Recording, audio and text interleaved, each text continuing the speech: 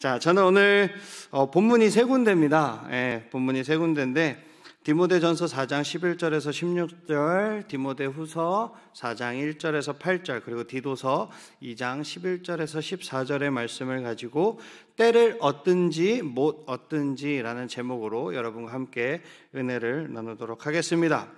오늘 제가 전하는 말씀을 듣는 우리 학생들과 선생님들은 이 직업으로서 이렇게 사역자, 그러니까 저같이 이렇게 전임 사역자의 길을 걷지는 않을 것입니다. 근데 하나님께서 은혜를 주시면 콜링을 받아서 사역자의 길로 들어설 수도 있죠. 그렇다면 사역자가 아닌 성도들은 봉사를 할 수 있겠지만 교회의 목사나 전도사 혹은 직원이 될 일이 희박하겠죠. 그죠? 그런데 우리는 이 목회 서신이라고 불리는 디모데 전후서 그리고 디도서를 왜 그렇다면 공부를 해야 하는 것일까요? 그 이유는 간단합니다. 바울이 젊은 디모데와 디도에게 가르친 내용은 단지 이 교회의 지도자에게만 지도자를 위한 이런 내용이 아니라 모든 곳에 있는 모든 그리스도인들을 위한 내용이기 때문입니다. 그래서 우리는 목사님의 역할과 관련된 중요한 이 주제를 바울의 이 목회 서신을 통해서 오늘 한번 살펴볼 거예요. 하나님은 목사님뿐만 아니라 교회 모든 지도자들을 사용하셔서 하나님의 백성이 하나님의 말씀에 순종하도록 인도하십니다. 그리고 우리를 주님의 제자가 되도록 이끌기 위해 보내주신 우리 목사님과 지도자들을 위해서 왜 우리가 기도해야 하고 그들을 돕는 부르심에 왜 순종해야 하는지를 오늘 말씀을 통해서 하나하나 배워보도록 하겠습니다. 여러분, 모든 단체에는 지도자가 있어요. 그죠? 학교에는 좋은 교장 선생님이 필요하고, 그리고 여러분이 속해 있는 학교 반에는, 학급에는 좋은 담임 선생님이 필요합니다. 정부에는 좋은 대통령이나 총리가 필요하고, 스포츠팀에는 좋은 코치가 필요한 거예요. 좋은 감독이 필요하죠. 그리고 사업에는 좋은 CEO가 필요합니다. 음악을 하는 악단에서는 좋은 지휘자가 또 필요할 것이고, 군대에는 좋은 장군이 필요할 거예요. 그렇다면 교회에는 무엇이 필요할까요? 누가 필요할까요? 좋은 목사님이 필요하죠. 우리 장윤석 담임 목사님은 너무나도 좋은 분이시죠. 말씀을 다 잘 들어서 아실 거라고 믿습니다. 성경은 이 교회 지도자의 역할과 책임을 상당하게 중요하게 다루고 있어요. 바울은 디모데와 디도에게 보낸 편지에서 교회의 지도자의 자질과 책임이 어떠한지 설명하는데 많은 지면을 할애하고 있습니다. 이것은 교회의 지도층에게 직접 적용되는 것이기도 하지만 그와 무관하게 모든 그리스도인들에게 적용돼야 된다는 것을 염두에 두시고 오늘 말씀 보도록 하겠습니다. 첫 번째 키워드 한번 보도록 하겠습니다. 첫 번째 키워드 큰 목소리로 읽어볼까요? 시작! 디모데는 역동적인 사역을 해온 젊은 목사님이었어요. 머지않아 디모데는 위대한 사도 바울의 직무를 물려받을 것입니다. 바울은 하나님이 주신 목사의 소명을 가르치면서 믿음 안에서 자신의 아들 된 이 디모데를 격려하고자 했어요. 바울이 디모데뿐만 아니라 자신을 따르는 모든 목사에게 준 이 가르침은 교회에서 양떼를 돌보는 이 목사님들이 엄청난 책임과 특권을 지니고 있다는 것을 생각하게 만든 거예요. 우선 본문 4장, 디모데전서 4장 11절에서 16절을 우리 교독으로 한번 읽어보도록 하겠습니다. 너는 이것들을 명하고 가르치라.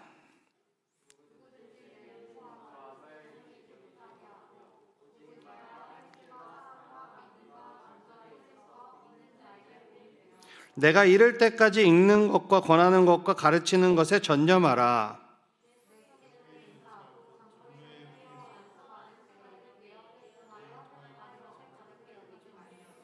이 모든 일에 전심전력하여 너의 성숙함을 모든 사람에게 나타내게 하라.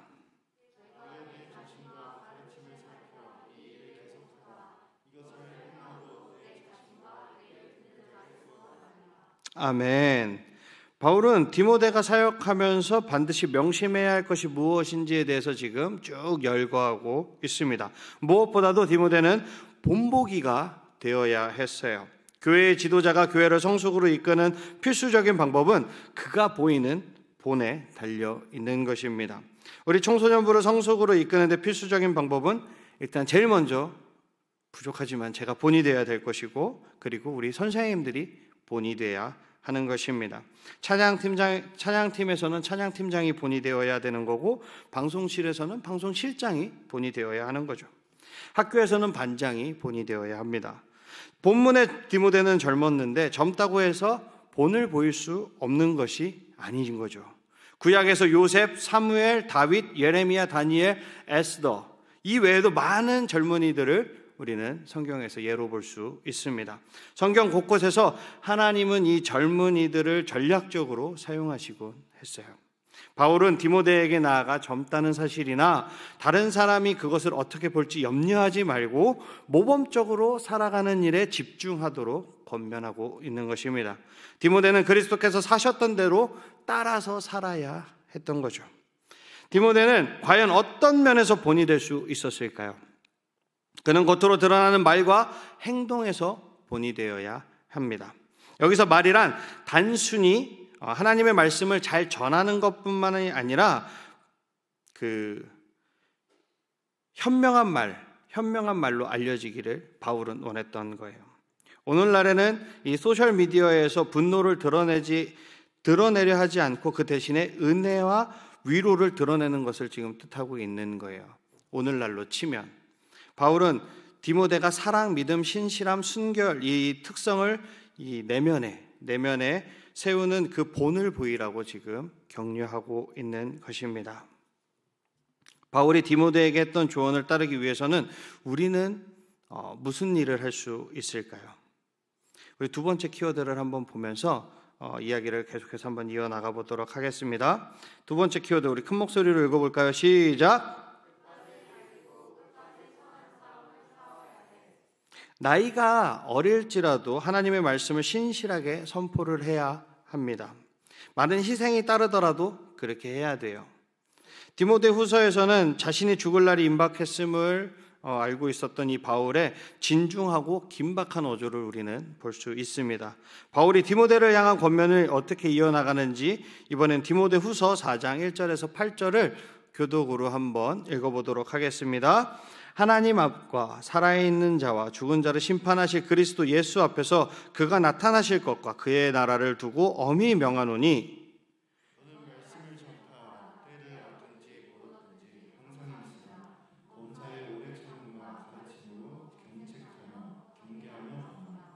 때가 이르리니 사람이 바른 교훈을 받지 아니하며 귀가 가려워서 자기의 사욕을 따를 스승을 많이 두고 그러나 너는 모든 일에 신중하여 고난을 받으며 전도자의 일을 하며 내 직무를 다하라.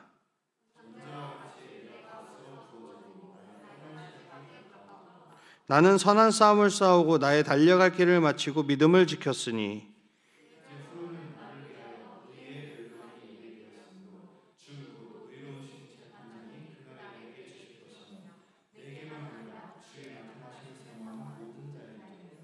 아멘. 바울은 교회 목사님들에게 적용할 수 있는 5가지를 지금 열거하고 있습니다. 첫째, 하나님의 말씀을 신실하면서도 일관성 있게 열정적으로 설교하고 가르쳐야 한다라고 이야기합니다. 두 번째는 때를 얻든지 못 얻든지 전해야 한다는 거예요. 가깝든지 멀든지 상관없이 말씀을 끈질기게 전해야 한다라고 말하고 있습니다. 기분이 좋을 때나 나쁠 때나 언제든지 말씀을 선포해야 합니다. 그리고 세 번째는 태만하거나 공격적인 사람을 경책해야 합니다. 이 경책이라는 말은 가볍게 꾸짖는다라는 말이에요. 그러니까 태만하거나 공격적인 사람에게 가볍게 우리가 훈계를 할 줄 알아야 된다는 거죠. 네 번째는 성경에 맞지 않게 말하거나 행동하는 자를 경계해야 합니다. 다섯 번째는 하나님의 영광을 위해 거룩한 삶을 살아가도록 양떼에게 권해야 합니다. 이 말이 과연 목사님들에게만 적용되는 말일까요? 아니면 그렇다고 한다면 과연 전도사인 저에게는 적용이 안 되는 말일까요? 여러분들에게 말씀을 가르쳐 주시는 이 선생님들에게는 적용이 되지 않는 말일까요? 그리고 여러분 친구들이 여러분들에게 물어본다면 어떻게 해야 되는 것일까요? 이 말씀은 교회 지도자들뿐만 아니라 우리 모두에게 지금 적용이 되고 있다는 거예요. 왜냐하면 5절에 전도자의 일을 하면 내 직무를 다하라고 지금 말씀하고 있습니다. 복음을 전해야 하는 사명을 가진 우리 모두가 이 말씀의 가르침을 받아야 한다는 것입니다.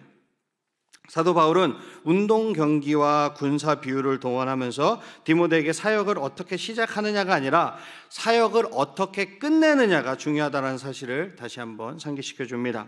바울은 선한 싸움을 싸웠고 달려갈 길을 마쳤으며 믿음을 지켰어요. 말씀이 바울이 사용한 비유를 우리는 혼동하지 말아야 하는데, 이 말씀은 교회에서 사람들과 끊임없이 불필요한 논쟁을 벌이거나 주먹다짐을 하라는 말이 아니겠죠. 그리고 제대로 믿는 척하면서 신학적 속물이 되어서도 안 된다라고 지금 이야기하는 것입니다. 우리는 가르치고 다른 사람과 논할 때 잘난 체를 모르는 그런 바보가 되어야 한다라고 지금 바울이 이야기하고 있는 것입니다. 맞습니까? 아멘. 우리 세 번째 키워드 한번 보도록 하겠습니다. 세 번째 키워드 우리 큰 목소리로 한번 읽어볼게요. 시작. 바울은 디모데에게 했던 것과 같은 방식으로 지금 디도에게 이제 사역에 관해서 격려할 것입니다. 디도서 2장 1절에서 10절은 사람들이 바른 교훈을 따라 살도록 가르칠 수 있는 실질적인 지침에 대해서 이야기를 합니다. 꼭 집에 가셔서 이 디도서 2장 1절부터 10절을 한번 읽어보시기 바랍니다. 그리고 이어서 11절부터 바울의 말대로 살아가야 되는 이유, 1절에서 10절까지 이렇게 얘기했던 이유에 대해서 교리적 근거를 들어가면서 이제 설명을 합니다. 11절에서 14절을 한번 보도록 하겠습니다. 이것도 교독을 한번 읽어볼게요. 모든 사람에게 구원을 주시는 하나님의 은혜가 나타나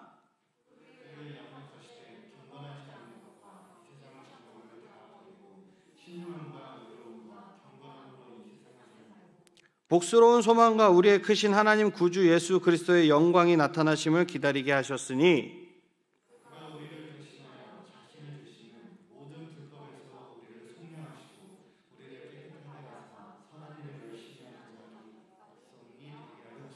아멘. 바울은 먼저 이 디도에게 성경의 기본적인 내용을 기억하게 했어요. 구원은 예수님을 믿는 모든 사람에게 주시는 하나님의 은혜입니다. 맞습니까? 그 은혜를 믿습니까? 성경은 구원에 믿음이 필요하다라는 것과 불신이 얼마나 위험한지 분명하게 밝히고 있습니다.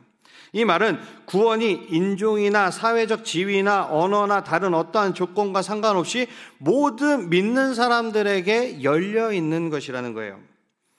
그리스도 없이는 우리 모두 거룩하신 하나님 앞에 죄인이라는 사실을 기억하는 것이 중요합니다. 우리 가운데 구원받아 마땅한 사람은 단 한 사람도 없어요. 실제로 하나님이 우리가 받아야 하는 대로 우리를 대하신다라면 우리는 어디에 있을까요? 우리가 과연 저 천국문에 가 있을까요? 아마 우리는 전부 다 지옥에 가 있을 것입니다. 그렇다면 우리에게 필요한 구원에서 하나님의 은혜는 무슨 역할을 하고 있는 것일까요? 은혜는 죄사함과 하나님과의 새롭고 생명력 있는 그 관계를 맞게 해주는 게 하나님의 은혜인 것입니다. 하지만 바울은 여기서 은혜로 충만한 이 구원의 실질적이면서도 일상적인 영향력에 초점을 지금 맞추고 있어요. 예수 그리스도의 복음은 일상을 경험하는 그 방식을 바꾸어 놓습니다. 육체적으로, 정서적으로, 금전적으로, 직업적으로, 관계적으로 이 변화한다라는 것을 경험하게 만들어주는 거예요. 하나님의 은혜가. 바울은 하나님의 구원이 우리의 삶까지 변화시킨다라는 사실을 디도가 이해하길 바랬던 거죠. 지금 우리도 그것을 이해해야 되는 거예요. 복음에는 소극적인 면과 적극적인 면이 함께 있어요. 소극적인 면과 적극적인 면. 복음은 우리에게 경건하지 않은 것과 이 세상의 정욕을 버리라고 강력하게 요구합니다. 이것은 근데 소극적인 명령에 불과해요. 즉 우리는 인생의 절반을 문제를 돌파하기보다는 문제를 회피하면서 보내게 된다라는 거예요. 세속적이고 육신적이며 죄로 물든 이 땅이 매력적으로 보입니다. 맞아요? 이 땅이 매력적으로 보여요. 제 눈에도 그렇게 보여요. 이 땅이 엄청 매력적이거든요. 하지만 하나님의 은혜는 그 매력보다 주님의 길이 더 낫다라는 사실을 우리에게 다시 한번 생각나게 해주는 것입니다. 우리는 예수님으로 인해 경건하지 않은 것과 이 세상의 정욕을 거부할 수 있는 것만 아니라 한 발 더 나아가서 합리적인 모습으로 살아갈 수 있습니다. 이것은 복음의 적극적인 면이 우리에게 주는 선물입니다. 우리를 구원하시는 예수님의 사역 덕분에 기독교는 최고의 삶의 방식이라고 할 수 있습니다. 우리 안에 계신 성령님은 매일 합리적인 선택을 하도록 우리를 이끌어 주시고 우리에게 힘을 주신다라는 거예요. 아무리 친구들이 우리를 조롱한다고 할지라도, 아무리 코로나가 우리 앞을 막을지라도, 세상이 보기에 우리가 아무리 멍청해 보일지라도, 미련해 보일지라도 하나님께서는 그 미련하고 작고 약한 것들을 들어서 사용하실 줄 믿습니다. 그리스도 안에서 우리를 변화시키시고 우리에게 능력 주심에 따라 우리가 의롭게 살 수 있는 선한 능력을 얻을 줄로 믿습니다. 그렇게 살아가시는 우리 청소년부 친구들이 되시기를 주님의 이름으로 축복합니다. 아멘. 말씀을 정리하도록 하겠습니다. 인생의 끝에 서 있는 이 바울은 죽음을 얼마 앞두지 않고 있는 상황이에요. 로마의 차디찬 감옥에서 사형 선고의 그날을 기다리면서 살아가고 있습니다. 그런 바울은 자신이 신뢰했던 믿음의 자녀 디모데와 디도에게 편지를 보냈어요. 바울이 당부한 것은 좋은 목자로서 하나님의 백성이 진리를 안도록 인도해 주시는 그 예수님의 본을 따르라는 것이었습니다. 교회를 위해 죽기까지 하신 예수님을 따라 교회를 섬기는 것, 이것이 바로 이 목사님과 이 지도자들이 받은 사명입니다. 사랑하는 청소년부 친구들, 한 주간도 이 말씀 붙들고 여러분들의 삶에서, 여러분들이 살아가고 있는 그 환경 가운데서 영적 지도자로서 세상 가운데 본이 되고 그리스도의 진리의 향기를 날리시기를 주님의 이름으로 축복합니다. 아멘. 우리 다 일어나시겠습니다. 예수를 함께 하시네 찬양하시겠습니다.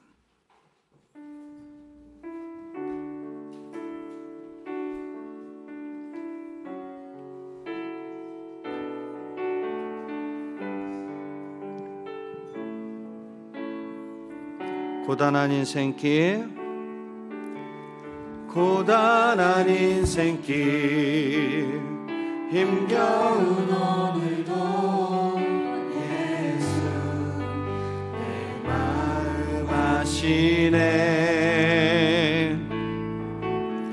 지나간 아픔도 마주할 세상도 예수 내 마음 아시네. 우리 한 번 더 고백할까요? 고단한 인생길, 고단한 인생길, 힘겨운 오늘도 예수 내 마음 아시네. 지나간 아픔도 마주할 세상도 예수 내 마음 아시네. 믿음에 눈들어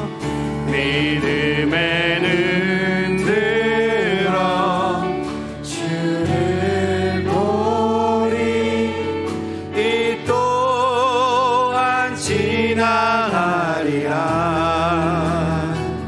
주어진 내 삶의 시간 속에 주의 뜻 알게 하소서. 하루를 살아도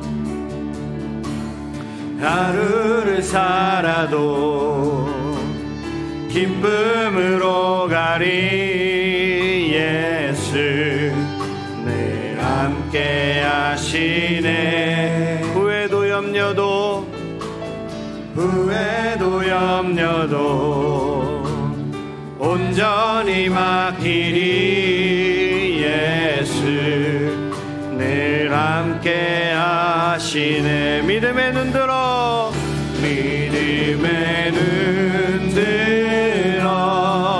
주를 보리. 이 나가리라. 주어진 내 삶의 시간 속에 주의 뜻 알게 믿음의 눈 들어 주를 보리. 이 또한 지나가리라. 주어진 내 삶의 시간 속에 주의 뜻 알게. 우리 한 번 더 고백하겠습니다. 믿음의